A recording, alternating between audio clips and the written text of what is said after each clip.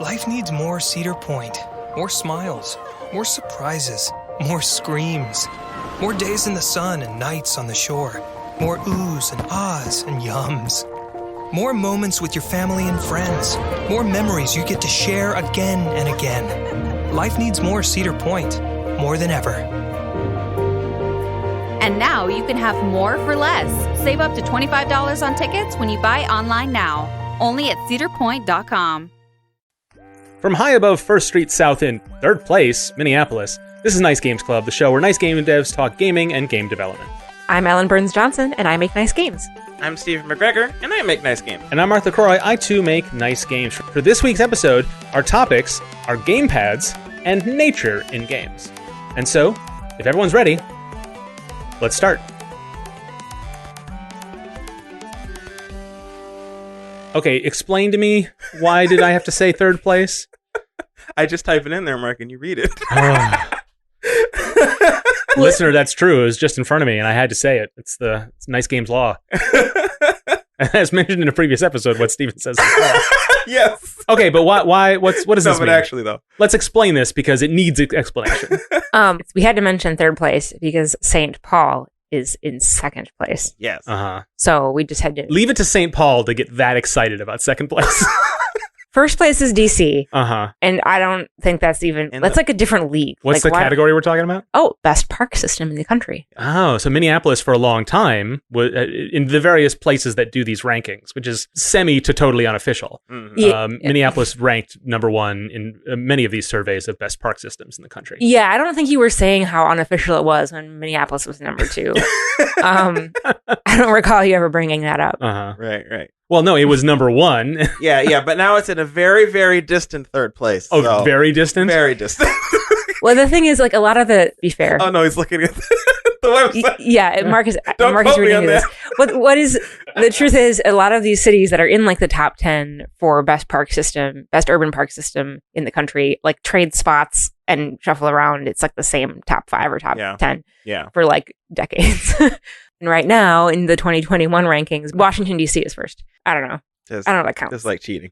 Yeah. Right. Like, they have a lot of things that maybe give it an unfair advantage. Uh-huh. Yeah. Like, I think in 2020 and prior to that, it was like Minneapolis 1 and St. Paul 2. And then in 2020, it was Minneapolis 2 and St. Paul 3. Well, now it's St. Paul 2 and Minneapolis 3. Yeah. So, yeah. Well, I'm looking at this data now. Actually, the website is quite interesting and well presented. Oh. It's the Trust for Public Land. They rank it on 5 different categories: access, acreage, investment, amenities, and equity. And this is why Minneapolis fell to 3rd. This equity category is now a much bigger weight, which is just about like how many communities of color have the access that the general population has, right? Oh. It's no longer just averaged amongst all residents. Okay. So, I mean, that's not good news for Minneapolis, but it's really good that that's something that they're focusing on, because the thing about public land is, like, equity is a really important part of public land. So, like, I'm like Minneapolis pride or whatever, but it's really great that this is now part of the calculation. However imprecise it might ultimately be. Okay. No, you're right though. Yeah. Well, it's a point of pride for both cities. Yeah, Minneapolis has a history of redlining, like a lot of Midwestern cities do. It's interesting to see that history shines through what is otherwise like a 98% a laudable park system. The fact that that's right. That's the way you should be calculating these things. It's not just like counting up what it is, but also how it can be used. Right. Yeah. Cool. What it means. Yeah. Not just what it is, but what it means. Anyway, we'll bring that back later, because the topic I want to talk about today, which will be second, is about nature in games. Summer Games Done Quick. Did y'all watch some of the speedruns? I don't like watching on Twitch. Oh, yeah. I always watch on YouTube later, which is kind of a bummer because it means I don't get to see it live when people are talking about it on Twitter. I just don't enjoy Twitch's interface. I watch Twitch in other context. I don't know. I also like to pause and rewind 5 minutes, and you just can't do that on a live That's true. thing. But yeah, I did watch. I've watched a couple of things, but I'm still 2 days behind everybody else. Oh my goodness, there were so many hype things. There's a Paper Mario speedrun. Mark, you should definitely check this out. I did watch this one. You did see? Okay. Yeah. There was a Paper Mario speedrun, but they didn't play Paper Mario first. They first played Zelda Ocarina of Time. For like 20 minutes. Yeah. They played through a bunch of it. They played it so they could manipulate the data in that game so that some of the data would go into the N64 expansion pack, because I think both of the games do not utilize the expansion pack or something like that. I didn't fully understand the entire explanation, but they went in there and they did that, and then like they played up to get the data under the expansion pack, and then they did the stop and swap, from like Banjo-Kazooie. Yeah. Like they took out Ocarina of Time, put in Paper Mario.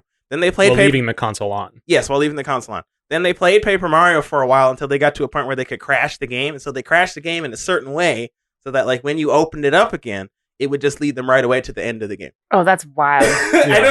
You should watch the speedrun, because I don't know if I'm doing the explanation just, but it was. This is definitely a situation where maybe I'm putting some cold water on this. Reading about how this is done is actually quite a bit more interesting than watching it. It depends. Because otherwise it is just 20 minutes of Ocarina of Time. Yeah. And then there's like 5 seconds of where interesting things happen. Yeah. And then they swap out the cartridge, and then playing through Paper Mario for a while, and then 5 seconds where they crash it, and then back to title screen, and then right to credits. Yeah. It's all very fascinating, but I feel like your description is kind of it, I mean, well, in the moment, because I had watched it live. In the moment, I was like, why are you in Ocarina of Time? Why are you doing this? Yeah. So the commentators did do a really good job of like presenting it and making sure that there was big sections where we were just playing the game weren't boring. They were like, so it's an entertaining watch, I guess, on its own. But I think it just for the speedrunning is interesting sometimes. Sometimes it's just interesting to watch people do high level play. Yeah. Where like get something really interesting and you can it's visualized very well. Yeah. And other times you rely on the people describing what's happening to be impressed with the research that went into doing it. Yeah. Unless what you see on the screen is not particularly that thrilling. Yeah, that's true. They'll sometimes go like, this is a super intense trick. Nobody can pull this off. And then they pull it off and it looks just as intense as every other trick they've done. It's like, it's hard for me to appreciate that. I get that. Yeah. I do also like sometimes they'll say like, this looks complicated, but it's very easy. Yeah. Like it'll be the other way around too. Yeah. That context is important. And I think that when you're doing speedrunning, that's something that's always top of mind. I think that's one of those skills that like a lot of speedrunners have is they do a really good job of like explaining it to people who don't know anything about this, have never played the game or sped run it or anything. So. Yeah. And they raised a lot of money this year too. I ended up staying up really late last night and watching the last. It was something like they always do a good job raising all the money. It's always for a good cause. So. Cool. One thing that we were talking about off mic, Dale and I watched the GeoGuessr. Yeah, speedrun. that one was wild too. That one was really fun because it's just watching someone play really well. There's no glitches involved. Yeah. And then Dale had never seen GeoGuessr before, but now and she's in the other room currently playing. Yeah, love that game. Yeah. And anyone who knows Dale from the podcast she does, Felix Drags Dale Through the Marvel Universe, knows that one of the things she talks about on that show is geography. And so it's one of her prime interests, and so GeoGuessr is the game for her. And we watched the speed run where this person, they had 30 minutes and they had 5 rounds, just over 5 minutes per round, and they had to get it perfect, dead on. Right? Wow. Like within 100 meters, I think, is where you get the full. Oh wow, that's super impressive. And Dale is essentially playing at that level now. Yeah. Like they drop us in the middle of somewhere and they're like, oh, this looks sort of northeast. And Dale's like, no, I think it's Alaska. And then like 3 minutes later, she got it within 15 meters. It's like incredible. That's monstrous. Yeah. Wow. I mean, a lot of it relies on like what you know already and like it's the whole world, you know? Yep. I like to play GeoGuessr by researching. I like to have a second browser window open. That's not how purists like to play, but that's a lot of fun. Yeah. Because then it's not really relying on your trivial knowledge of a place or knowing what the road signs are there. And then you get to do a lot of learning. Yeah. Yeah. I started a new job. Hey. I think I talked about this a while ago that like I had been applying for a new position at Future Club and I got the job. Well, this is now the first episode we've recorded since you started that job. Exactly. Yes. And I've been doing it for about, technically 2 weeks. The week before 4th of July. Yeah, so you started on July 1st, like it was like we were moving into an apartment. Yeah. Like not on a certain Monday. Or I mean, but like it's been cool. It's really fascinating to work with these people because like it's like it's a different environment. And I'm the only programmer at the moment, and I'm enjoying the work. I'll talk about like what I'm working on in the future. But right now there's design docs and you're just starting to prototype now, and so it's very early, which is like that's some of the funnest time of game development is like getting it down on paper. Or whatever, I've kind of been working on it like a game jam because I've been like, not like I'm not like crunching, but like I've been just like trying to get the prototype and stuff in there quick so that because they've had this idea in their head for a while and I want them to be able to play it now. Well, and you bring some of your like playtest early often ideology to the team too. Yep. And this is the earliest it gets, so they got you at the right time. So they're not going to get stuck in their ideas. Yeah. The team I'm working on, we're in a similar place very, very early. We're doing it totally differently. We're building a structural framework of this application we're making that the game will live inside. So it's a very different, it suits my speed, but like, I'm like, I can't wait to get to the gameplay part. And we're a ways from that. We need to build the foundation before we can start prototyping play. Yeah. Right. Which is a little bit different from how most games are made. So I have a couple nephews. I've mentioned them before. This morning we went over for breakfast. The minute I walked in the door, Auntie Ellen, can I show you the new game I got on the Switch? No, after breakfast. And then 2 minutes later, Auntie Ellen, I want to show you the new game I got on the Switch. And then 2 minutes later, Auntie Ellen, you asked me that 3 times and I've given you the same answer every time. So then he waited 10 minutes before he asked me again. Oh, how kind. But That's self-control. Yeah. Well, he's 5. Oh, yeah. He's 5. That is a lot of self-control for a 5-year-old. Yeah. We got some sand timers out, so that helped a little bit. Like, okay, we'll go when these are done. But he picked up Super Mario 3D World. And so a bunch of us piled down in the basement on the big couch, and he like snuggled right up next to me, and we were playing, and he got to play Mario, be player 1. Yeah. We ran around, and I really, really boofed it. Like, I was so bad. But it was really interesting because like this kid can be super competitive, and that's been like a area of growth for this child. Yeah. And we used to play Mario Racing a lot, but he could really mad if he didn't come in first. Oh.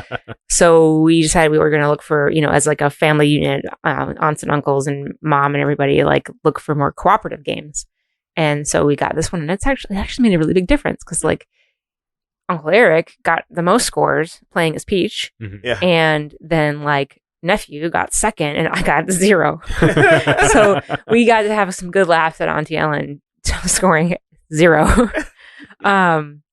He got to feel pretty good when he like scored pretty high. So, and I don't know, it was really cute. It's really fun. That's good. And I'll get better that at game it. is interesting because it's really co-op, but it does have it does rank you at the end of a round.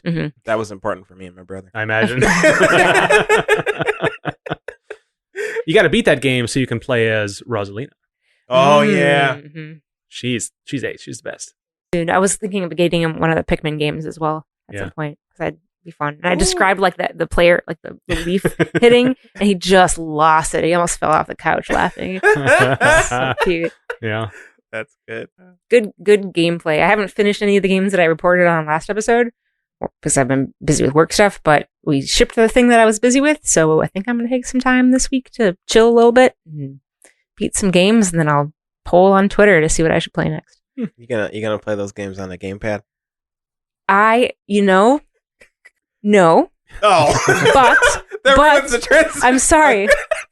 But I will help you get it back. Okay. One of the games I do have lined up that we can vote on is an emulator on Android, and I got that cool Razer controller that I haven't played a lot on. So I didn't put that on the list of things. I will. Well, I can't speak to it because I haven't played a lot on it yet. Right. But I've queued up some Metroid in preparation for the next one. That will be on a D-pad, and it'll be on a cool D-pad that stretches around my phone. But there are lots of controllers, right, Stephen? Yes, so many gamepads. Do-do-do-do-do-do. That's the topic. I just wanted to talk about console gamepads. Yeah. The ones you use on Xbox, Switch, PlayStation, etc. I mean, I'm excited about this topic because, as you know, I love all controllers. Yeah. Yeah, you do. Oh, yeah, there's a giant pile of controllers sitting here. Life needs more Cedar Point, more smiles, more surprises, more screams, more days in the sun and nights on the shore, more oohs and ahs and yums, more moments with your family and friends, more memories you get to share again and again. Life needs more Cedar Point, more than ever. And now you can have more for less. Save up to $25 on tickets when you buy online now. Only at cedarpoint.com. On the table. Well, right it's now. visual aids, so we can, as we talk about each one, we can grab the pile. Good. Sound effects. And high quality podcast stuff. Yeah, we could talk about things. Yeah. I feel like this is going to be relatively scatterbrained because Great. Because there's a lot of controllers out there. stuff. Yeah. Well, yeah. As a game dev community, we have kind of gathered around a certain style of controller. Yeah. Like basically all controllers have D-pads, triggers, shoulder buttons, control sticks, regular buttons. They're equivalent of a pause button and a select button. Right, the irregular buttons. Yes, and irregular buttons and such. And I guess now most the modern consoles have like a share button. I think they all do now. They all do now. Yeah. You know, all of the controllers have varying qualities of all these different properties. Some controllers, especially the older controllers like the NES, don't have certain features. Like they didn't have triggers, they didn't have control sticks. Mm-hmm. But yeah, I don't know. I kind of feel like this next 20 minutes is just going to be me ranting about how crappy or not crappy some of these controllers are. It's going to be great. I figured we'd start with Xbox because I feel like, especially with PC gaming, a lot that's the controller that you're most familiar with. All right, everybody grab an Xbox controller. Grab an Xbox controller. There's a lot of them. I get the blue one. This is which one is this one? So you're holding an Xbox One controller, but it's a custom color one from their design lab. Okay, and it's gray with a just one orange element, and it was meant to match the HoloLens. Because when I was doing HoloLens development, that's the color scheme of the HoloLens. It's a dark gray with a couple of orange accents. So I got an Xbox controller to match because there was a time, not at the beginning when it launched, but you could only use your anyone who remembers the first HoloLens, like you just put your hands out and you do the air tap motion based on like a gaze gesture. But then you could use a mouse and keyboard with it, which was sort of interesting. Yeah. But ultimately they decided for certain applications and definitely for games, a market that didn't really develop very much on that system. They wanted to have gamepad control, and so because it's just a Windows machine, basically you could do that. And so and that was about the time that the Xbox One controller went from its proprietary wireless protocol to that plus Bluetooth. Yeah. When they in mid-cycle, they updated the controller. That's right. Mm-hmm. And so the design lab where you could customize them, once they came out with that, I was like, I want to get one. I want to start using one on the HoloLens. But I'm like, I want one that matches. Yeah. So I got one that matched. Yeah. But then I sold my HoloLens after a while when it sort of stopped doing any work on that. But I still have this controller. I really like it. I like the colors. They just started the design lab for the Xbox Series controller. So, yes. Where is one of those? Is there one I can grab? Yes. I have just the default black one of those. Give me the gray one. Give me the gray one. Oh, yeah. Give me the gray one. You get that one. No, we're just fumbling around with controllers. Yeah, I know, right? Very good audio, I bet. Why is it warm? Oh, it was by your laptop. Yeah, this thing puts out a lot of heat.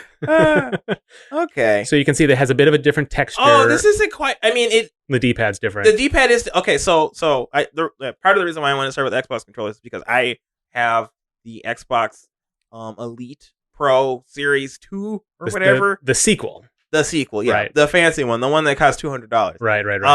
And these are both Xbox One controllers. Yes. They work with the Series and PC and stuff, but yeah. Bling bling. Yeah.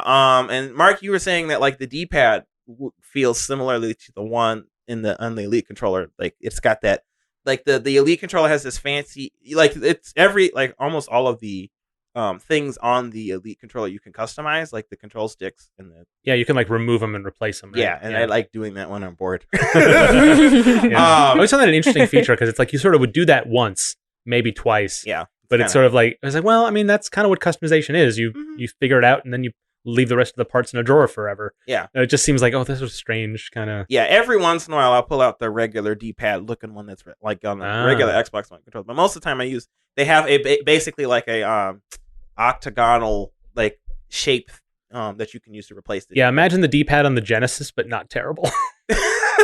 Yeah, that's good.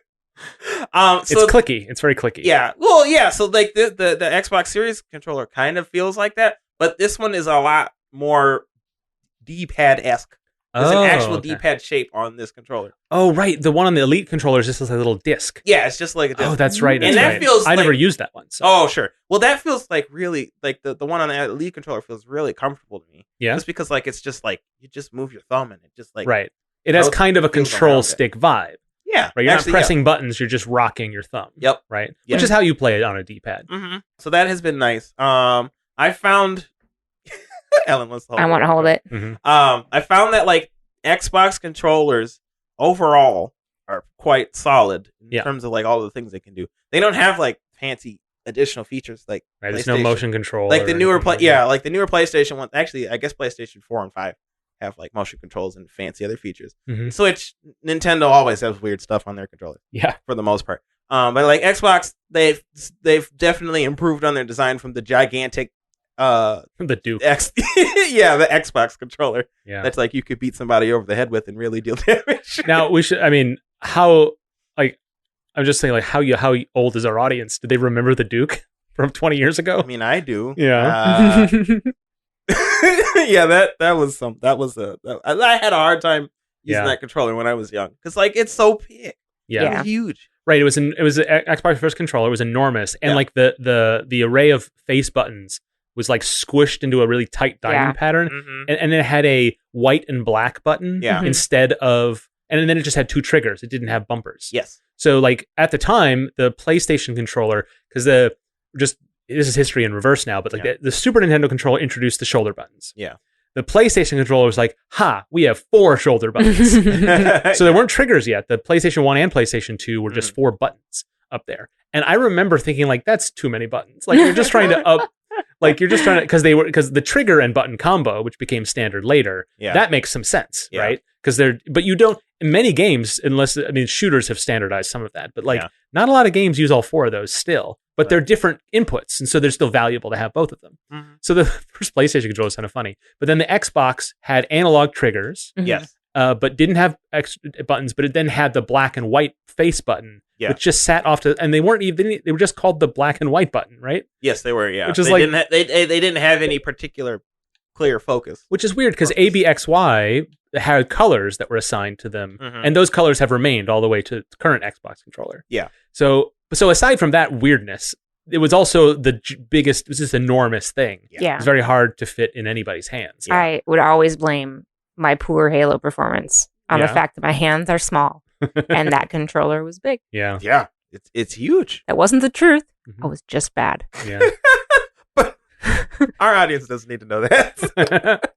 My integrity is part of. I pride myself on my integrity All right. here on Yeah, the yeah, show. yeah. That's fair. Basically, I guess what I'm saying is like Xbox controllers are very solid. In like they're kind of like the default controllers, but they don't like excel in any particular area. I think Yeah. they're just solid. Good They're all the around. mean, right? Yeah. I do. One thing I really like about, and I don't know if you're transitioning to the PlayStation controllers next, but one thing I do prefer to the Xbox over the PlayStation is the angle of the little dangly bits. What do you Oh. call these?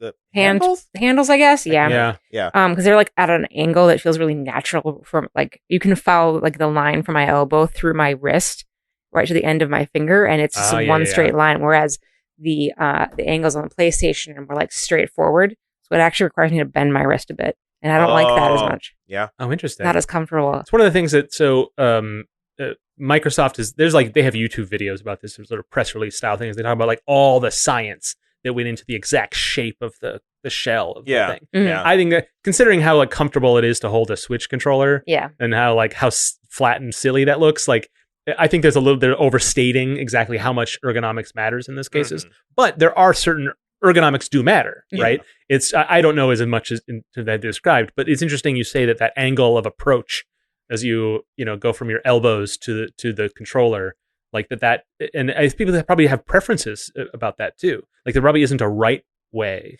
Well, probably depends on how many hours you're playing. Well, yeah, and that's the thing is like with the some of the Xbox controllers, specifically like the Elite controller, is designed for long-term gaming. Yeah. Because like it feels cool on your hands. It's Yeah. like it doesn't get sweaty, I guess. Hmm. Like with some of these controllers that we have, some of the Xbox controllers here, that they're like more slippery, and like you can tell if you played on this for 2 hours, you get sweaty and you'd start getting dirt all over it and jump. Yeah, yeah, right. The new series controllers have like much more texture. yeah, on the it back. feels really good. I like this one a lot. Yeah. It seems weird to me. I think it's just because being used to the Xbox One controller for 7 years. Yeah. It's just weird that texture feels. I mean, you get used to it. Yeah, but it feels like you have a more solid grip on it. Yeah. Wow, there's a lot of stuff in here.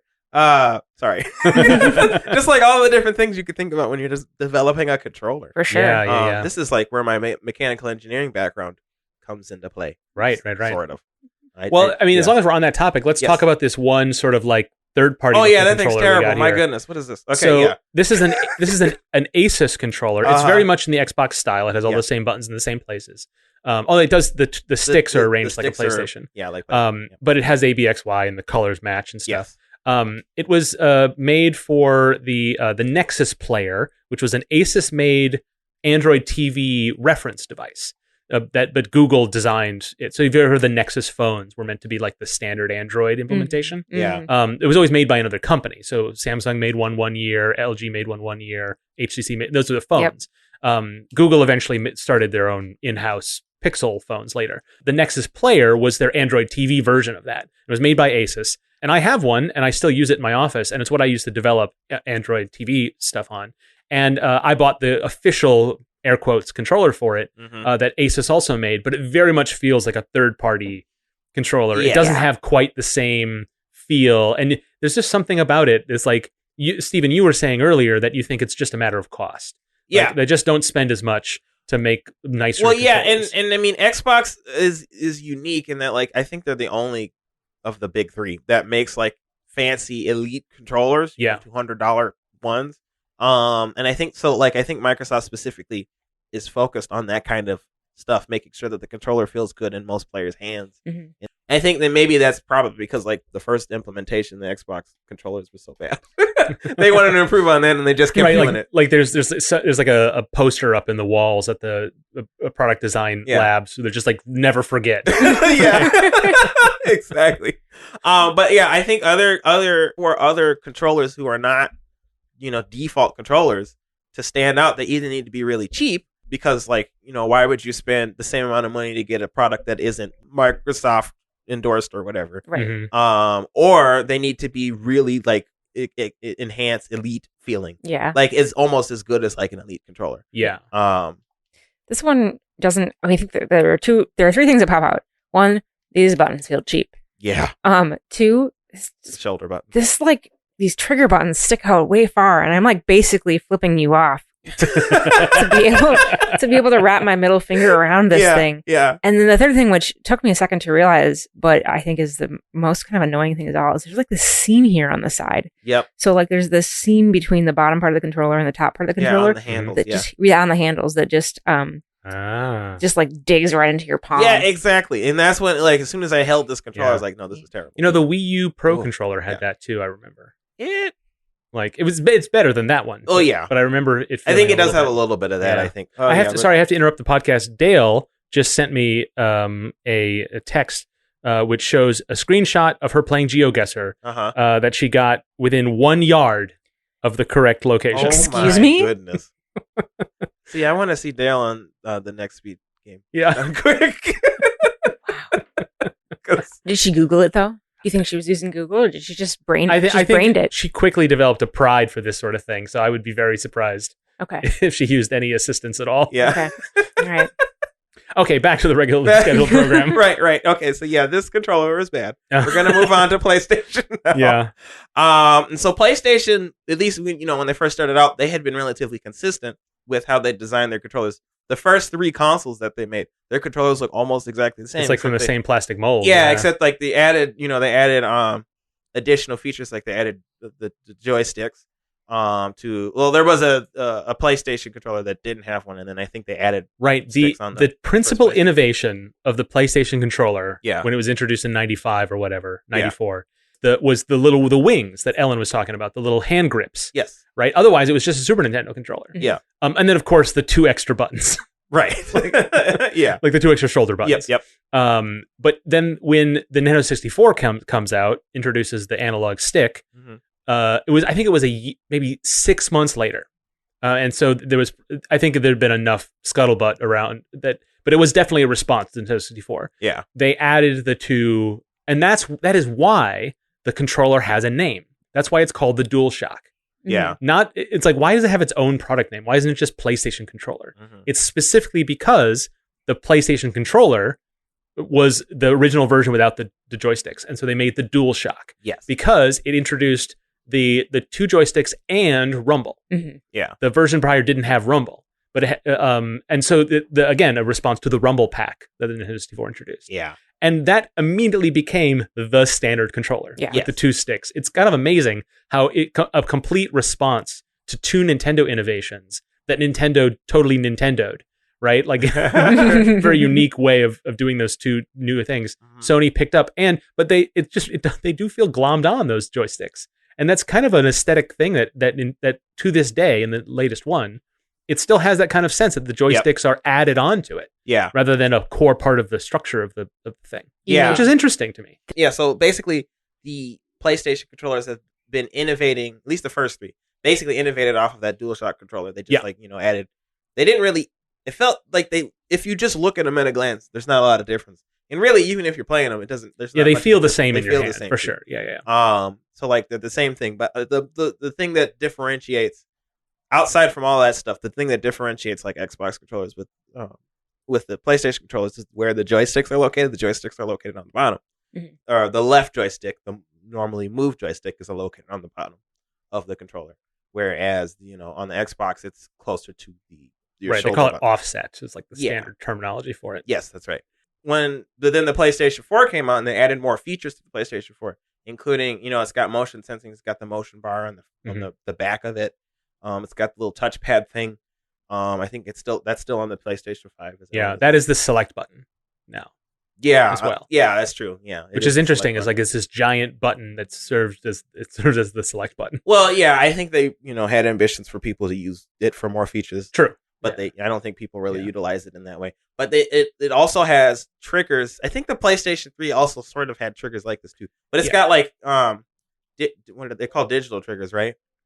And I don't know what do you mean by that? Oh, by like like the how far you push into the like an acceleration pedal. Yeah, well, I mean it's just analog triggers. Is it just called analog triggers? Yeah, that's okay. Well, then never mind. I didn't remember the term. Yeah. Yes. So the PlayStation 3 had this a little bit. The PlayStation 4, emphasized it a little more. They have analog triggers. Yeah. Right, because the PS2 controller is just a PS1 controller. Basically, yeah. Right, it's just another DualShock. I don't think there was other than it being black. I don't think there was a single upgrade, but it's the PS3 added analog triggers to those two buttons. Yeah. So as a result of that, I guess like the PlayStation, all those differences, the PlayStation controllers feel different to hold, and I think I think for the most part, people stick to Xbox controllers mostly because I think they're the easiest to get because there's everybody goes with that all the third-party controllers on PC are based on that. Mm-hmm. Yeah, and that technology too, because like it works for a lot of Windows PCs. Right. The hardware interface layer. Yeah. X input. Right. Whereas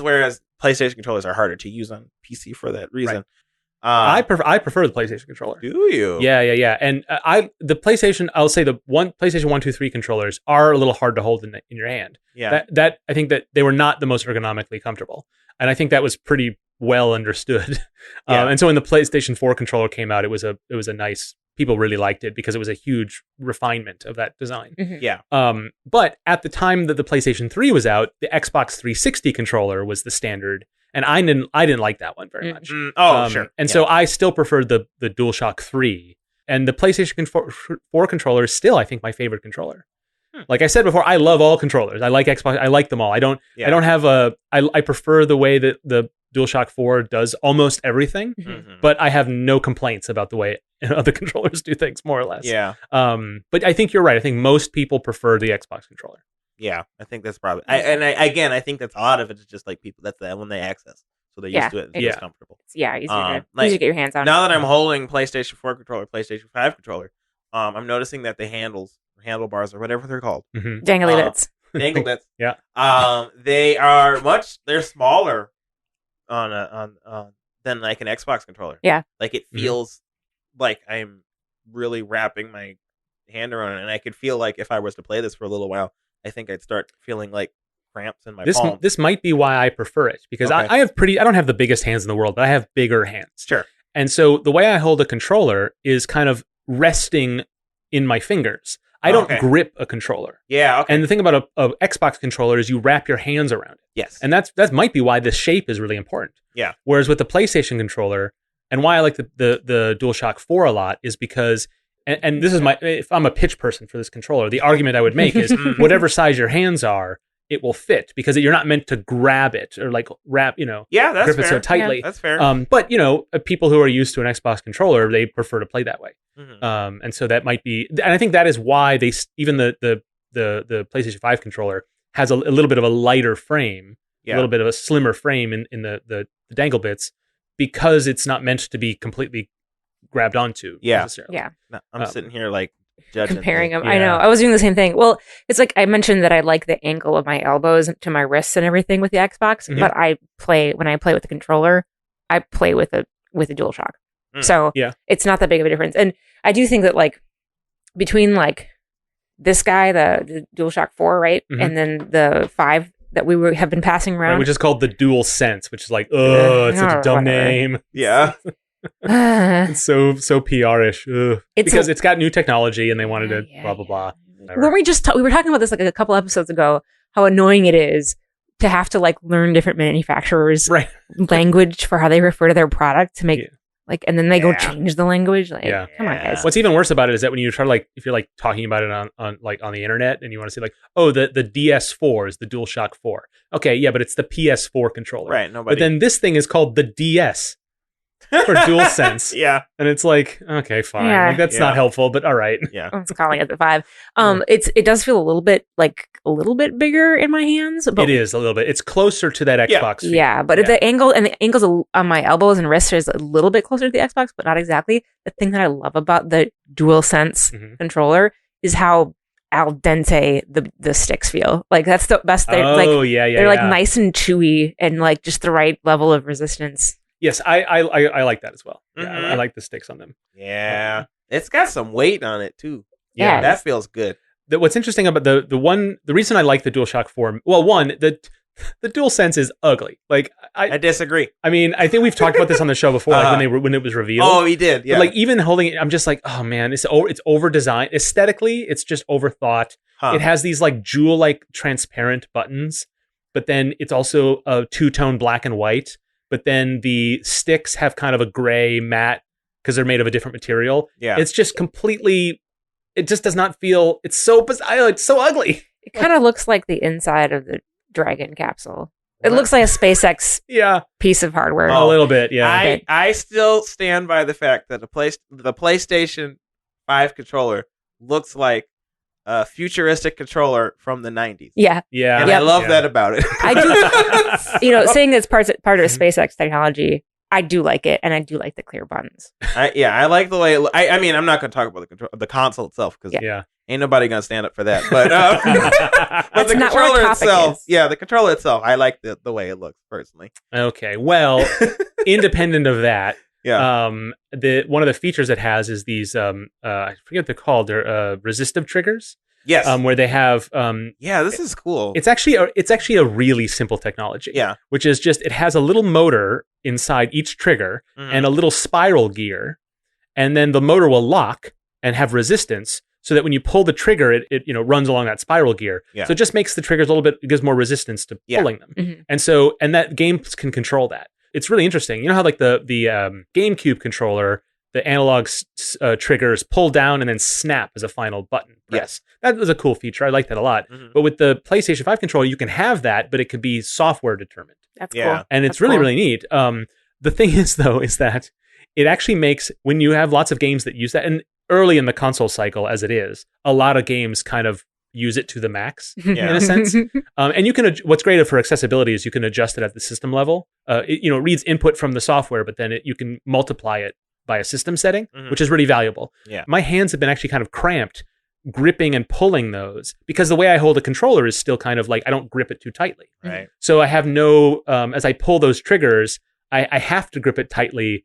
And it's just like, maybe I'm using it wrong, but I feel like my hands after a session of like Ratchet and Clank or Astro's Playroom or any of the games that really, or Spider-Man that Mm. took use of that, I feel like my hands get cramped up using those triggers. And I don't want to adjust it because, I don't have that accessibility concern, although maybe the cramping is a sign of that I should change it. Mhm. But like it feels good. The mechanics, the gameplay of it feels correct. Yeah. It's just that like my hands hurt after a while. Yeah, I've always felt that about PlayStation controllers. Like, if you have a lot of use of the triggers, like if you're playing a shooter or something, Uh-huh. like I felt that like my hands feel cramped after Mm. like a lot of use of That's probably a different thing though, because this is for me anyway, it's very specific to the use of the Oh, the sure. highly resistive, Sure, adjustable. that's fair. That's fair. But Right. I don't know. I've always had an issue with As much as I like the DualShock 4, the Xbox triggers have a much better curve, like resistance curve. They sort of they bottom out once you get about halfway through, yeah. and so they are more comfortable to use it over long sessions. Absolutely, Yeah. that's true. Yeah. I know you were saying earlier that like I don't think that you don't have to do a lot to get things to be ergonomic, but they definitely put some thought in a lot of these. Yeah, because it's like even the weight, like just the stuff you put in it to make it heavier or not heavy. I think that makes a difference. Well, you got to balance all this stuff too, like the mechanics you need for the D-pad on the left and the face buttons on the right. Yeah, about the same, but like. There's a gram or half a gram difference in weight of the parts you put on either side. Right. In the case of like some of the older controllers, the rumble motor on the left and the rumble motor on the right actually operated a coarse and fine control. And that's still true of Xbox controllers, I think. Yeah. And so it actually is. You have to do a lot to balance the weight of it. There is a lot of product design that goes into it. Oh yeah. Like I'm a little skeptical of like all of the perfect science of ergonomics. Sure. But there is a lot that goes into it. Yeah. For certain. A lot of really like considered work. I have a question. Yes. Why are the sticks on this DualShock 4 sticky? Like, question. Oh, that's actually really interesting. It's not a joke. They're sticky on the top. They are sticky. One of the things that the PlayStation 3 controller had this really badly. If you left it in a drawer for a while, it would just get sticky. Ew. I don't know. Oh yeah, they did. It's like a off gassing of the rubber material or something combined with the dust in the air. You just got to get like an alcohol swab or like a wetted paper towel and clean it off. Mm-hmm. But it's weird. It doesn't come from anywhere. Yeah. And the Wii U controllers had it also. The Xbox controllers, none of the Xbox controllers have had that. And I don't know why that is. But yeah, the DualShock 4 you're poking at, that one has been in a drawer for a while. Ew. Well, speaking of Nintendo controllers, let's talk about those. Yeah. All right. So yes, Nintendo controllers. They have them. Right. The coattails on which all of video games ride on. Yes. Well, yeah. Nintendo. As with everything they do, they're quite experimental. Right. Nintendo got a Nintendo. Yeah. We could talk about NES controllers and SNES controllers. I don't know. They're controllers. They don't have all the features of the new ones because they're Nintendo old. Invented the D-pad. They invented shoulder buttons. They invented the start and select. But yeah, that's pretty old news now. Yeah. And it's kind of weird to talk about the ergonomics of these kinds of controllers. Yeah. Because they're just all, like the NES controller is just a block. Yeah, it's just a square, and it's not. I mean, you could dig it into your corner or something, but like maybe why I hold controllers the way I do is because like I don't find a problem with those rectangle controllers. Sure, yeah, it's fine to me. Yeah. Also, NES still best D-pad ever made. The NES never been equaled. It's pretty solid. So look, I wanted to move on to the N64 because it's got more of the features. The N64 controller, is weird because it's got 3 of the grippy shoulder thingies. Yes. What are we calling them? Dangle bits. Dangle bits. I'm not sure if we should call them that. I know I brought it up. Yeah, okay. Handles. Yeah. Or wings. I liked Mark said wings. That's kind of cool. Yeah. Wings. It's funny. We haven't tried. Is there a name for this? There probably is. Listeners, tell us the name. Thanks. Anyways, N64's got 3 of the wings or whatever. And that was like a unique feature of it because like some games would have you hold it on the left too, and some games would have you hold it on the right too. Yeah. Most games I think had you hold it on the right, but like it was just kind of weird that they decided on that. I think it was just so like you had different. Yeah. There were more functionalities, and I think maybe it was very explicitly an idea of like you can control this game digitally, or you can control it analog. Yeah. And they never expected people to ever need both. Yes. It was sort of like I think Nintendo probably at some point had a version without a D-pad. Mm-hmm. Do you know what I mean? Yeah. But then I heard someone was like, you know what? Some developers might not be comfortable designing for the analog stick, and some players would prefer to play this way. Yeah. And so let's leave it in there as a legacy feature. I'm almost certain that was the conversation at the time, which is weird because you look back at now and you're like, this is a ridiculous design. Yeah. But you can really trace why it is that way. Because I think a lot of games did not really utilize the D-pad. Not necessarily as a result of that design, but just because like at the time you didn't need all of them buttons. Yeah. You didn't need all that movement. Mm-hmm. Now games are more complicated, and so they need more things. I mean, D-pads are, for a lot of games, the D-pad is just 4 buttons. Yeah. Right? Yep. It's true. And just because they're within reach, So it's Nintendo actually kind of wasn't wrong in a sense. Yeah. But so they did that, and the N64 controllers, they're still kind of comfortable. They still worked out. Yeah. And they also have the little, the Z thing in the very back that nobody knew where that was. So whenever they said Z on the thing, people would be like, what's the Z? It's great. So they moved on to the GameCube controllers, and actually the GameCube controllers are very similar to a lot of these more modern controllers. And people swear by that heckin' controller because freaking Melee people will not let anything go, and they can't move on to a better game. Yeah. I'm sorry, I'm ranting. Ellen, do you have an opinion on the GameCube controller? Because I think longtime listeners have probably heard it from Steven and I both. Oh, true. Neither of us love the GameCube controller. Yeah. I mean, that was like skipped that generation because we didn't really have. We had an SNES in my house, but like, so I always played today games at my friend's house. I don't think when I went over there, like we played a lot of GameCube games.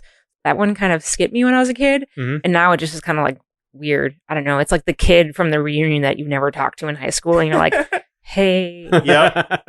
Yeah, that's kind of how it's like. Well, I mean, the one thing I do like about the GameCube controllers that isn't something featured in any of the modern things is it had a giant A button. It was very clear that this is the button you need to press to do most things. That's cool. People say that, and I'm like, how hard is it to hit the A button? No, I don't think it's hard. I think if you've never played a game before, you're like, what do any of these buttons do? This one's nice and big and prominent. Still, I mean, yes, but then the second you learn which button is the prime button. I have an opinion. Okay. I think big buttons are just fun.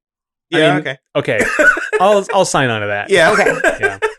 But what also meant is the X and Y buttons sort of wrap around the A button, and I always mix those up. Oh yeah, I do too. I don't like those. To this day, I jump with it in Smash. I jump with the joystick. I don't use the X and Y buttons, even though that's how a lot of people use their jumps. But yeah, I mainly like the big green button on the GameCube because I feel like the GameCube controllers don't feel good to hold. I kind of liked how the triggers like worked, but it was kind of weird how like when if you push them all the way in, it would click. That's my favorite feature of the GameCube. Is it? Yeah, I think the Xbox controllers have a pretty good sort of bottoming out. Yeah. Whereas the PlayStation controllers, even the newest one, is not as good at that. Sure. As that. The GameCube one has a very linear resistance as you pull on the trigger until you get to that point that it stops, and then you can click it further like a button. Yeah. And a lot of games didn't take a ton of advantage of that, right? Like some games would say once you get to the point where you could click it, you might as well just register as a press anyway. Yep. And then some games had two functions, right? Yeah. But weirdly, the DualSense, the new PlayStation controller, because of the way it works like that, actually, like Ratchet and Clank does this all the time, pull it halfway to where you get the resistance point. You can do one thing and then pull it all the way to get a second action. So it's it's the only thing to follow in that footsteps. But but the physical design of the GameCube one, I really liked that. It felt very good. It wasn't the clicking that I had an issue with. It's the amount of pushing you have to get to the clicking that bothered me about it. Oh, it's a long pull. It's a long pull. Yeah, fair. That's why I didn't like it. I was like, I got to do all of this just to get to the actual button. Yeah. A lot of people when they're playing Melee, they get rid of those springs because like it was just too much effort. It slows you down. Oh, it's supposed to. I know, it's supposed to, but not in a fighting game. No. There's a definite player versus developer thing for some of this stuff. Yeah. Like gamers they'll mod to reduce resistance of things, and they won't realize that that's part of the experience. Yeah, and that's part of these hardware designs too, right? Yep. The Wii, Wiimote, they emphasize the motion controls. It's got the nunchuck style gameplay to it.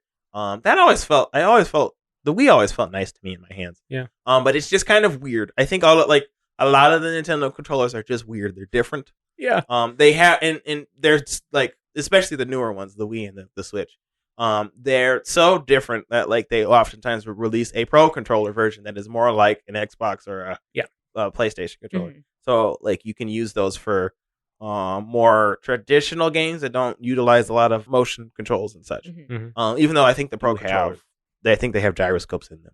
You can do some of the fishing. I'm doing like a fishing. The Wii U one did. The Wii Pro controller plugged into the Wiimote. That's right. It did. And there wasn't a separate gyroscope. I don't think. I might be wrong on that. I think you're right. But yeah, there was this sort of ecosystem of accessories you could plug into the Wiimote, and the prime among them being the nunchuck. Yeah.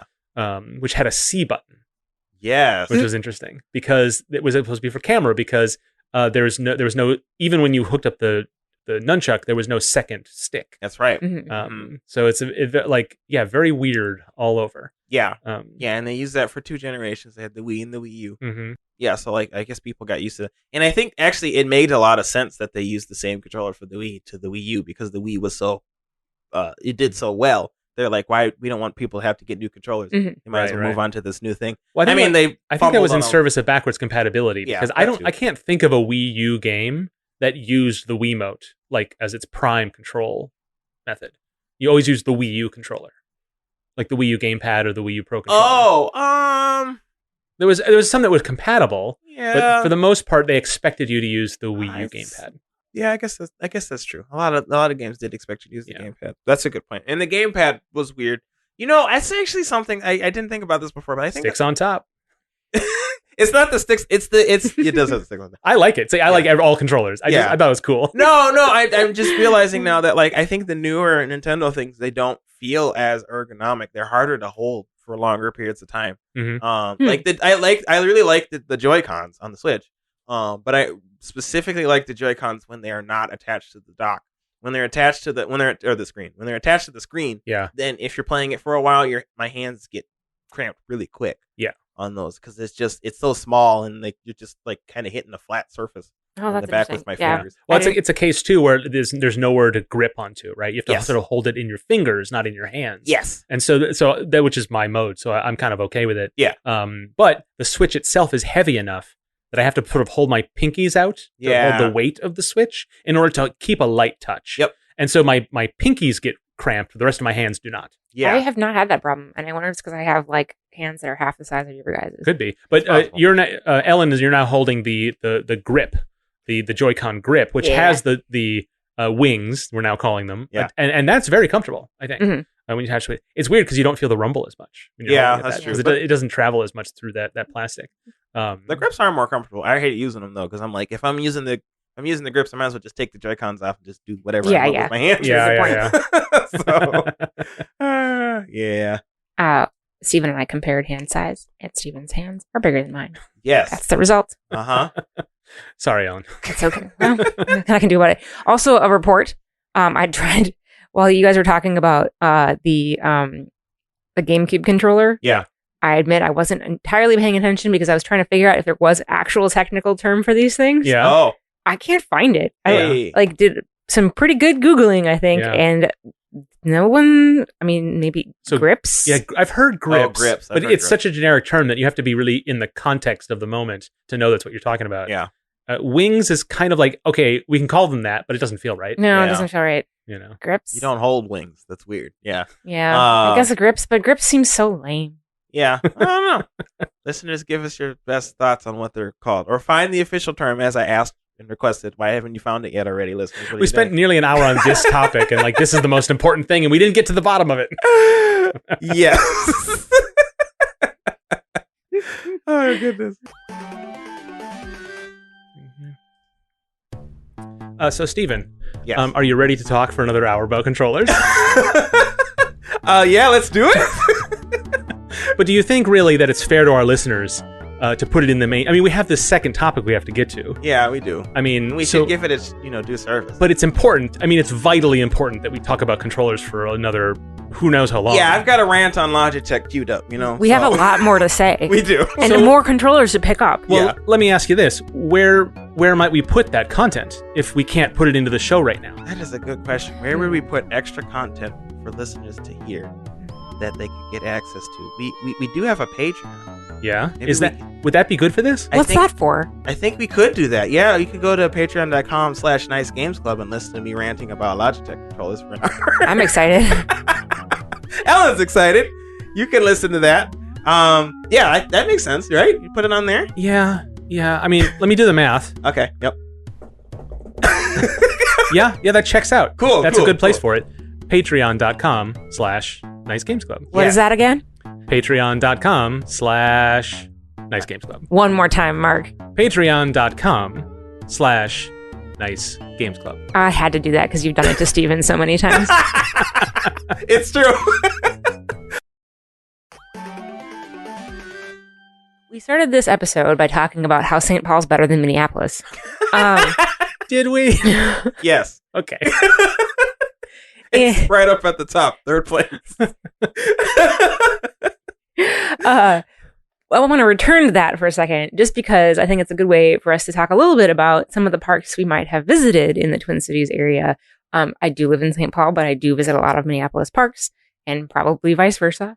But I want to just see, No. Yeah, okay, Mark won't have anything to contribute. No, I just want to... He just cut his mic. got the scissors right here. No, I was just kidding. Yeah, so like we have this great park system, and there are actually like regional park systems also nestled between the two urban park systems, and there's like lots of collaboration between different counties and things like that to make all the natural spaces that are throughout the urban area really accessible to people and to preserve a lot of that so that people can use them as parks. And so I wanted to just kind of like just to get us in the right mind space, like talk about your favorite Twin Cities park area and why you like it so much. And I'll go first. I'll go 1 and 2. My favorite park is probably the Minnehaha Dog Park, which is a Minneapolis system park. Yeah. So I'll nod my hat, tip my hat to you, Mark. Because it's like one of the biggest dog parks in the country. It's huge, like, and it's just like so interesting in the topography and like the way that the river comes through every year and like really floods it out. So it works really well for a dog park and like lots of cool people there and cool dogs and puppies. But there's like huge cottonwood trees growing out of the riverside, and it's full of like birds singing and things like that. And it's just it's a really great place to be. And it's very, despite the fact that it's overrun by canines, so there aren't a lot of mammals there other than humans and dogs. It still feels very natural and like untouched. And I think that's really cool. The other park that I think is my second favorite is a park down by Normandale Community College. I think it's actually owned by the college, and it's the Japanese Garden.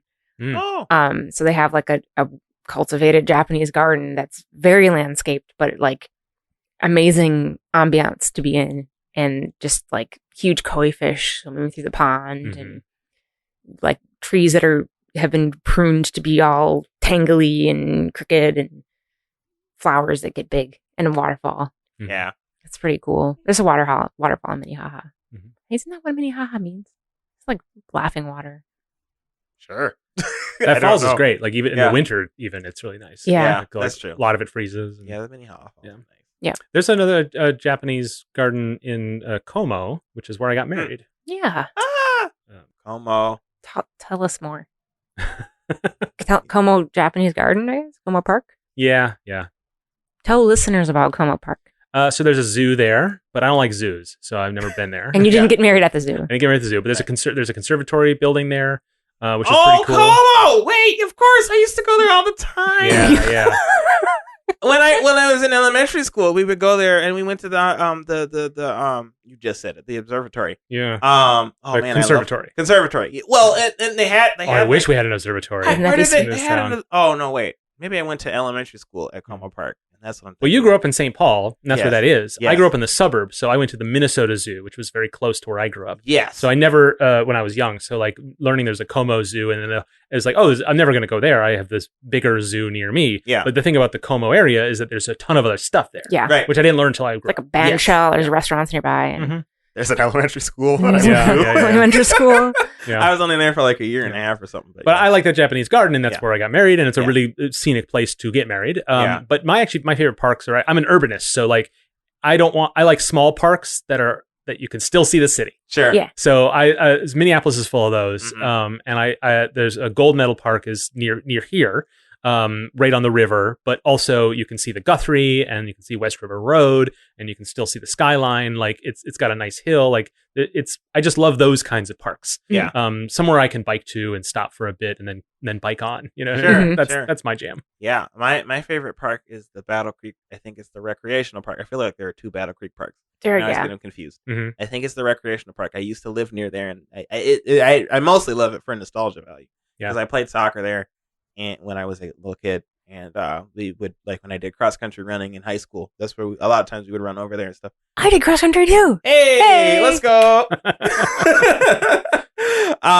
Yeah. So like, I just like have a lot of nostalgia for that place. They have a dog park as well. Yes. Do you have like a mental model of all the dog parks? Yes. For me, I go around and I'm like, oh, a dog park. I wouldn't have known unless I got that close to the sign. You know? Yeah. You know, the topic we're talking about is like nature and games. And that's gradient, right? Natural spaces exist on kind of like a spectrum. Yeah. You know, we're not like in no matter how completely pristine feeling the park is in the Twin Cities area, it's not like pristine like Olympic National Park is, right? Yeah. It's not an untouched space, but that's okay because I think they're like you were saying, Mark, you're an urbanist, and some of the most powerful park places are ones that really integrate the city into the natural, integrate the natural space into the city and vice versa. And I think there's something really powerful about natural spaces and green spaces, and that's documented like in the psychological literature. So kind of with that in mind and putting us into the brain space of parks and nature, when game devs decide to make a game about nature, what are the reasons they do it? And like, what are the different flavors of that? Just like we were talking about parks and how the natural space that is in a park is kind of exists on a spectrum from like completely natural and pristine to cultivated. I feel like there are it's not a spectrum of reasons that exists on one continuum with two ends. Yeah. But there's like a blending of lots of different reasons why you might have natural presence in your game. Yeah. So the things that kind of like pop to mind are like you might have deliberate natural elements in your game to kind of cultivate appreciation for nature because you like the aesthetics. I think that's a big one. Awareness, maybe that goes to appreciation as well. And then like trying to maybe initiate some kind of action. I have a few examples that I want to talk through. And Cool. So the first one I wanted to talk about, which for me felt like it definitely is more a game that is bringing in natural spaces for some game mechanic metaphors, but also just for the aesthetics was Breath of the Wild. Oh, Yeah. Like sure. a lot of Zelda games too, but Yeah. just like being out in the space and moving around. Yeah. But also the nature in that game is it's compared to the sort of ruined kingdom of it all, Mhm. right? It's in some places you see nature overrunning ruins. And the whole story is about the 100 years ago Mhm. sort of empire that fell. But also so much of it is like this idea of like how man-made objects live in nature. Yeah. As you move in and out of that, Mhm. which is something that other games that have like tons of like wildlife to run through, that's never top of mind when you play because they're more just about that experience. Yeah. But everything in Breath of the Wild is about this society that used to be among this, and now there's less of it. Yeah. Right. Yeah. And sometimes like the unnatural things, like you're running around in this great natural space and all of a sudden there's a guardian there and it's very jarring and it's holy crap. And Yeah. then you're dead. Yes. Or you have a fast horse. Yeah. That's how I dealt with that problem. Yeah. Yeah, but I think like the aesthetic elements they chose to bring into the game that were inspired by nature were just so well done, and it really felt like you're running through the forest and you're trying to catch bugs and you're trying to pick up stuff, make soup, and it just really felt like you're going through a real forest, running along a path, and like, ooh, there's that thing. It all felt so real. It really did. Like it wasn't more graphically. I mean, it was gorgeous, the art direction especially, but like it wasn't that much a higher level in terms of its like competency and execution. It's just the whole package just made it feel more real. Yeah, I think it's like the density of things to look at. Like, because you're walking through the forest and you're like, if I knew more about this forest, I might know whether I can eat that mushroom. In Breath of the Wild, you're like, ooh, that is a mushroom I can pick up. If I can pick it up, I can use it. But what I can use it for? And then like 3 more steps later, you're like, there's the thing, and there's the thing. And there's just like this feeling of richness. There's so much to pay attention to. Yeah. And I think that's one of the reasons why it just feels very naturey. This talk about like mechanics, the like nature as a mechanic sort of thing reminds me of this game that I saw a month or two ago. It's like a SimCity-esque game, but instead of you like building buildings and making a bigger city, you're like, this is like a desolate wasteland sort of thing, and machinery or whatever you use to build out your thing is like uncorrupts the land. Yeah, you're cool. like putting out sprinklers, and then you see the. Yeah. I think I know the one you're talking I can't about. remember the name of the game. I'll find it. Like there are some people trying to learn how to reclaim the Sahara. Yeah. Like greenify the Sahara, because the Sahara Desert is growing. Right, Yeah. it is. That is bad. Mhm. Pile that onto a bunch of other bad things that are happening. And it would be great if we could like re-greenify like parts of the Sahara. So that kind of reminds me of that. Well, at least your description of it. Yeah. Yeah, I saw that trailer and I was like, well, this just seems like a inverse metaphor. Like instead of residents moving into your Sim City, you see foxes and and hummingbirds emerge from the like. That's kind of just exactly the same mechanics, but it is different. Yeah. Like that coat of paint matters. It's a Theming is different important. aesthetic. Yep. Yeah, it's a different aesthetic. And I'm sure that game has its own unique mechanics related to that. Yeah. But even if it didn't, Mhm. that would still be a unique expression, Yeah. right? Totally. Yeah. And that also kind of gets into like the things to me that were more like dynamicsy, right? And so what I mean by we talk about dynamics, I bring up the MDA framework a lot. But for this one, it's like you're using the game to try to recreate dynamics that happen in nature. So for me, Simant. Oh, I love yeah. Simant. Ah, But also like some of the survival games. So like I'm not sure so much about Ark.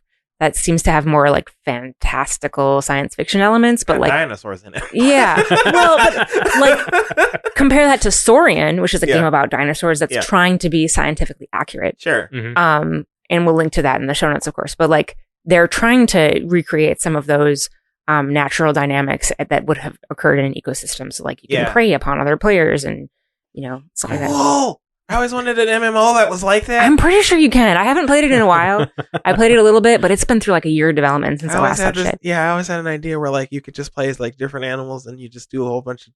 It was very ambitious. I was like, no, I'm never gonna make this game. Well, check it out. Check it out. Yeah, I'm gonna have to look into this. The last time I played, I was playing as a velociraptor. No, a Utahraptor. Ooh. Which are the dinosaurs that are in Jurassic Park. Actually, they just didn't discover the dinosaur until after the show was already made or it was in progress. It's a really cool story. Anyway, and I've got my feathers, and like I use my my little like tiny wings to attack things. It's pretty cool. Cool. Started as a baby raptor and I had to get bigger. Ooh. That was neat. But like the long dark, other things, survival games, I think try to capture like survival dynamics in a natural sense. Yeah. And then that's what the game is based around. The one I'm thinking of that's sort of we talked about on the show before is Away, the survival series, which is it's a nature documentary in that there's a narrator, a British narrator who speaks but you play as a sugar glider, and it's a sort of survival game, but it's third person. Yeah. And it's just presented very plainly, like there's no, like you're just dropped into the world. But it's very much role playing in the sense, like it's an action adventure game basically, but like the context is all sort of like a nature documentary, and so it's so you kind of, as you play it, you kind of just feel like you're learning, or like and it's not a master's course in the topic or anything. Yeah. But like it's meant to feel, it's meant to be realistic, and there's very little fantastical elements, even though you have like hit points and there's enemies, and it's very gamey in a lot of ways, but like it's the way it's presented is like survival kind of thing. And you don't play as a really like a very like, you don't play as a tiger, right? You're a sugar glider. Yeah. And so it's kind of the scope of it. It's like it immediately gets you into that position of like, you're not there to dominate nature. You're not there as a special creature in this world. You're just in the world. You're just a small, cute thing that people want, like other critters want to eat. Right. Exactly. Yep.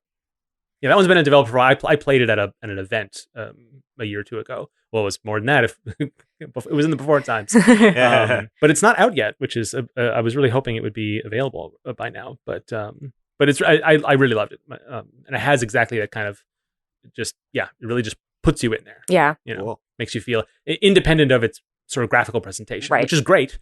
But there's more to it than that. Yeah. Awesome. And speaking of, I mean, one of the games I'm going to mention in this next little chunk is supposed to be released this year, and that's Endling. Endling, it looks real sad, you guys. You play like a mama fox. Oh no! You're the last mama fox. Oh no! Yeah, and I think that I talked earlier about reasons why game devs might decide to make a game about nature. Yeah, and we've talked about like borrowing mechanics and dynamics from natural settings to drive the gameplay. We've talked about like the aesthetics and using the natural aesthetic as like the setting and the context for your game. And then there's like action and awareness. Yeah. Whereas like we are going to have you emotionally connect to this thing because we need you to do something in real life. Yeah. And a good and an easy way to do that, I think, for a lot of people is animals. Yeah. Mm-hmm. Yeah. So I'm sure I'll play that and it'll be real sad and I'll cry. Yep. But that's kind of the only one I really had to mention. I'm sure there are other ones that are other games that have been made with this express purpose of saving the environment, like bringing environmental awareness and action. Mm-hmm. I just can't think of any off the top of my head.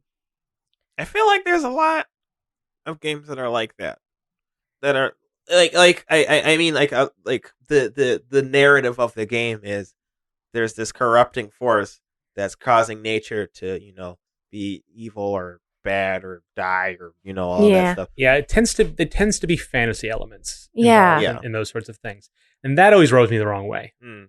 I feel like that it removes it from the proper context in a sense to like it's trying to be a metaphor in a lot of ways, Right. but sometimes it's just literal. Like there's a corrupting black goo or something. Yeah. I mean, Super Mario Sunshine Oh, is this, yeah, I right? suppose. Where it's like people don't really remember, but it was like sort of the sort of environmentally trendy late 90s kind of, it was 2002 or whatever, but like that was born out of that idea of like the sort of Captain Planet kind of idea of all these years later. Does anybody remember that as a core message of Super Mario Sunshine?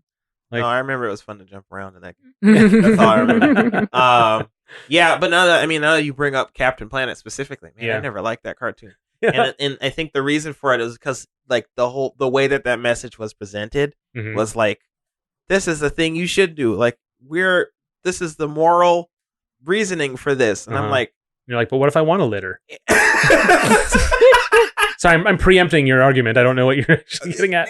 honestly, that's kind of where I was going. Yeah. And that's, I think, what I was trying to get at. I think like a lot of these games, like the narrative is like this is a corrupting force. This corrupting force is bad. You have to fight against the corrupting force Mhm. because it's causing a lot of bad things. From a moral standpoint, this is a bad thing because it's causing a lot of harm to all of Mhm. these things. Yeah. I guess this might be a little bit for straying from where the topic was you were talking about, Ellen. Sorry. No, go for it. But like I think that like that perspective does not work.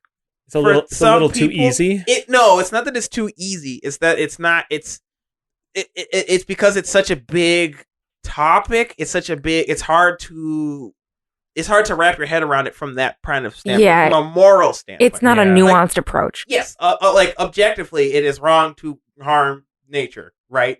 I guess, but like I think like if you could think of it from like a practical standpoint, trees are cool. This is a Yeah. cool thing. Like It's like being bad is bad. Yeah. yeah, it's it's like like that being doesn't- bad is bad. That like, doesn't tell you anything. exactly. Yeah, Yeah. like Captain Planet. We already know we want to take care of the world or Yeah. whatever. Like that's a good thing. We want to do that, I guess. Right. We don't have magic rings and we can't personally take down an oil executive. So what Yes. what's the actionable thing you Mhm. can do Yes. from this message? Yeah, and well, and I think getting people to care about nature from like boy, and it I guess it totally tracks with how I am as a person. Mhm. But like I think making people care about it mechanically is more, at least would reach out to me a little bit Mhm. better. Yeah. And so like I think about like yeah, I think you put on this list Shelter and Shelter 2. Mhm. I watched somebody play Shelter a while ago, and like that, like I like that because like you were trying to take care of your kids, Yeah. and from that standpoint, I can get it because I kind of have a hard time connecting with animals personally. Oh, that's right. Yeah, That's- I'm weird. I like I think nature is important, and I don't want we shouldn't just be polluting things, just pollute things or anything like that. I think it's important. You'll go that far. Right. We don't want Shinra. Right. Yeah. But you're not, you don't care if you can pet the dog in the game. Yeah, I definitely don't. I don't follow that. There's a sort of a logical fallacy, the sort of appeal to nature. It's the idea that like anything natural is good. yes, And I think that you're sort of roundabout hitting that's on that. kind of what I'm trying to Right. say, Which is really the true sort of I mean, there's debate, I guess, but the more correct, more nuanced approach is the sort of like idea of like homeostasis with nature is Like, better why than is just it preferring nature over yeah, something yeah. else. Why Right. is it good? Why should I care about this thing? You're right. Mhm. Like it. Debate and it makes. me. That's not what I want. Don't debate me on it. Yeah. Like obviously it's important, but I want Right. like It feels more like a slogan than a proof. yes, I want to care about this thing. Why should I care about this thing? Sort of. Yeah. And it feels bad kind of to say that because it's like I don't know because I'm not trying to argue against Yeah. preserving nature. Yeah, I know. I'm Um, picking that up for me. Like Mhm. you're not saying chop out down the trees. Yeah. Well, there's one of those things you learn when you get a little older, which is like, oh yeah, nature, living out in the middle of nowhere. But we're not going to do that. Like that's Right. just too much, whatever. But it turns out the best way to live in harmony with nature is to live in the most densely populated city imaginable. Mm. Yeah. That's better than having a cabin in the woods. Yeah. Like having a cabin in the woods is a much greater carbon footprint Mhm. than living in an apartment building in New York City where there's not a Well, we already non-plant messed tree up for- this land. Yeah. Yeah. Yeah, exactly. Just leave the rest of the land to everyone else. Right, Yeah. right. And so, I mean, my perspective is reflected in that truth, but like Yeah. that it makes those simple messages of like, Mhm. like nature good Yeah. industry bad. Yeah. Makes us like, well, okay, yeah, but what do you get from that? Like, what's the actions you take? What is the result that you want? And Right. more trees is better. It's like, well, that's not a good enough answer, really. Yeah. Right. Yeah. And games like try to deliver these messages sometimes as a background to what the stories are actually about. Yeah, that's true. Or as a setting for where the stories take place. Yes. And so they just are incapable of the nuance. Fantasy games have this all the time, I think, where it's like the idea of like the magic of nature or whatever. It sometimes can give you the wrong impression. Yeah. And then it can make you feel powerless in your real life because you can't engage with it on those terms. And so then you're just like, well, I guess I can't make a difference or whatever. A game that I think did a really good job of bringing up some of like the environmental awareness pieces, but more in the background was Firewatch. Yeah. Because it's Firewatch. It's right there in the name. You are out there in the middle of nowhere and you are out there doing stuff with nature every day because you're, there as a fire ranger and you're walking around, like learning the area around you and making sure people aren't, littering too much.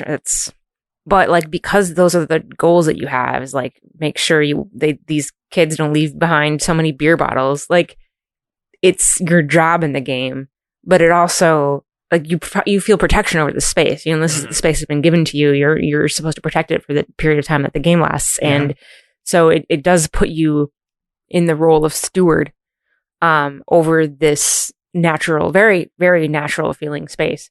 And I think that emotional experience does a lot more to like maybe raise awareness of the responsibility each person has to the world around them. Mm-hmm. Than like black goo creeping across the land that you gotta like kill the crystal to stop or something, like, no, you're making progress here. Like, you're doing the thing you're expected to do by picking up someone's bottles. Right. You're just doing it. The change in scale and scope, right? Yeah. Like a game can make anything really important, right? Yeah. Like a game can give you any task and then you have to complete that task to finish the level. Mm-hmm. So there's no reason it needs to be world ending. Yeah. Right? Yeah. And so making it a little more grounded.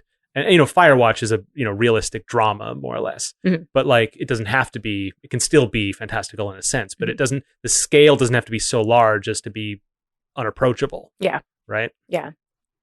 I think the last one I listed down, which is really just kind of a left turn from what we've been talking about, is Ori and the Blind Forest, and of course the sequel, Ori and the Will of the Wisps. I haven't played the sequel yet. I'll probably add it to my Twitter poll. Mm-hmm. You guys can tell me if I should play that next, but.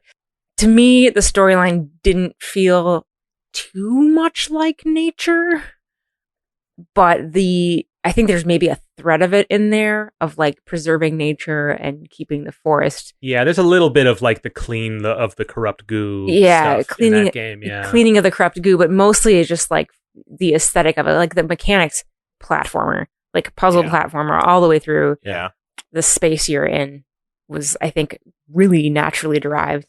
Yeah. It's got really good art direction. I think I think my problem with that game's art direction is the way that it really the sort of beatific angelic scenes are good and the dark spiky bits are bad. That feels a little fairy tale to me. Yeah, okay. But that's what it's going for. Like it's not a detriment exactly. It's enchanted forest. It's an enchanted forest story. And so I didn't really take any dimension of sort of respect for nature to it because it just felt so kind of removed from that. Yeah, it felt like Fae, like you're in the Feywilds and you're a little critter. Yeah. But you being a little critter though does feel like you are sort of one with the environment though. Yeah. It does a pretty good job of that. Yeah, I felt like environmental, but maybe not natural. I'm not sure. Maybe I don't have the language quite worked out yet, but I felt like it warranted, bringing this up in terms of like the natural aesthetic and bringing it into the game. So yeah. Well, it really showcases that you can use this language to tell your story, whether your story is about nature or not. Right? You have this sort of language of sort of natural representation that exists in culture, so those people can identify. But also, you can use that language in your own way, maybe more uniquely, to tell your story. Whether the point of it that you're trying to have a message about nature in your game. Yeah. Right. It becomes a tool for you rather than a goal. Yeah. Right? Like many Ellen topics, I didn't really have a thesis. Just wanted to talk about it and see where it took us. Well, as designers, like, is that something we've thought about in any of our own work? Like, is there any examples we could think of where we brought it? Because for me, I don't think it has. No. And I thought about it, like, it's like, oh, it's something I should consider. I hadn't really approached it. No, I don't think any of the games that I thought about would take place in a natural land. The developer of Fingens about man. about fish underwater and how each level is called a biome. Yeah, okay, I forgot about Fingens. That game is out now, so Steven's like, it's out of my mind. Yeah. But it's telling, right? Because it wasn't top of mind. It was the setting. It was the tool. Mhm. Yeah, that's true. Yeah, I didn't think about Fingens, but that's a good point. Like, it does take place in the ocean. Yeah, I guess we didn't. Well, I think that was sort of relevant. Mhm. Just like it was supposed to take place in nature because the fish aren't supposed to be able to breathe in the water. That was the narrative conceit of the game. Mhm. Yeah. Even though that didn't end up, really showing up in the end product. I guess there was a purpose for that. That was the reason why you were fighting against other fish. I think originally you were fighting against other fich because you were jealous because they could breathe underwater and you couldn't. That's why it's called Fingens. Getting vengeance on other fish like that. It's not a not quite the great message for kids. Yeah, I didn't think about that till now. Yeah. It's fine. That ultimately isn't what the story is, though. Yeah, it's not. Yeah, I don't know. I guess I didn't think about it in that way before. Mm-hmm. You're not necessarily fighting against nature, but you're fighting for it, sort of. Yeah, like a lot of the bosses are like big metal contraptions. Yes, they are. Yeah, Yeah. that was intentional. And that's a good. And like a lot of the originally the dolphins were supposed to be the main villains, and they are industrializing the ocean. Mm-hmm. To the detriment, and basically they just went rampant on Yeah. it. Like they were fine, I guess, keeping to Dolphin City, but now they want more. They want more land, huh? Seems like a metaphor. Yeah. Oh, it was definitely a metaphor. I didn't think of it as a metaphor for nature. Yeah. Was this something that the team ever discussed in these terms, or was it more just that you sort of came up with it and then moved forward?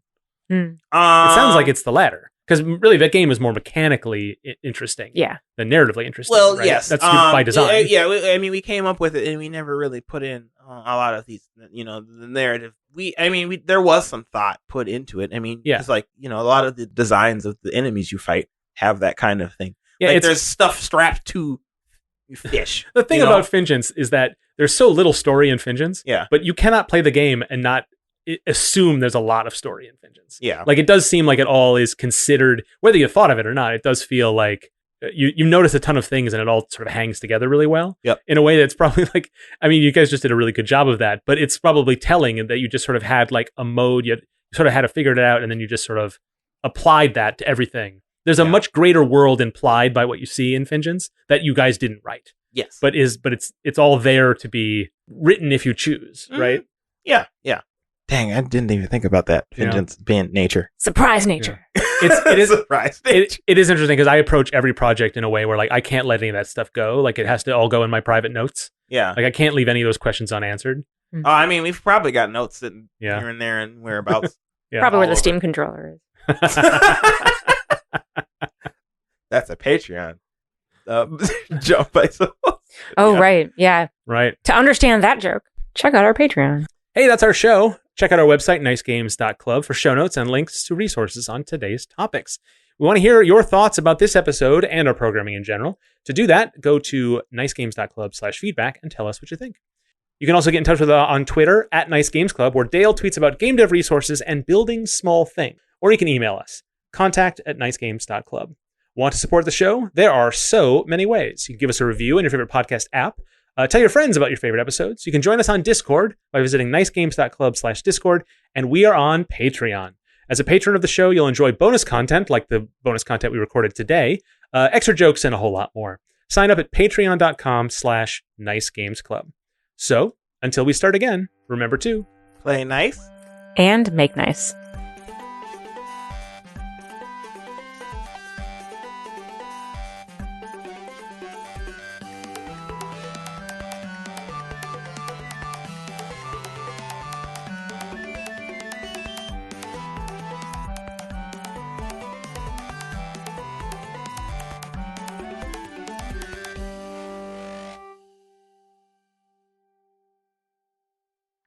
But You yeah, say debate, but I'm very comfortable with how much I think Minneapolis is better than St. Paul. There's nothing will change my mind on that. I'm very comfortable like discussing objectively these rankings where it's like, yes, it looks like St. Paul is ranked and that this thing is better. Doesn't change my mind. How do you sap the fun out of competition every time? well, I said debate because yelling doesn't seem like something people will stick around. Yeah, maybe actually. Now that I say it out loud, I'm on this podcast, Ellen. That's all I do is yell. Speaking of yelling, Summer Games Done Quick. Hey, They yell a lot in that. yeah. Life needs more Cedar Point, more smiles, more surprises, more screams, more days in the sun and nights on the shore, more oohs and ahs and yums, more moments with your family and friends, more memories you get to share again and again. Life needs more Cedar Point, more than ever. And this year, there's more reason to celebrate than ever at Cedar Point's 150th anniversary through August 15th. Get tickets at cedarpoint.com.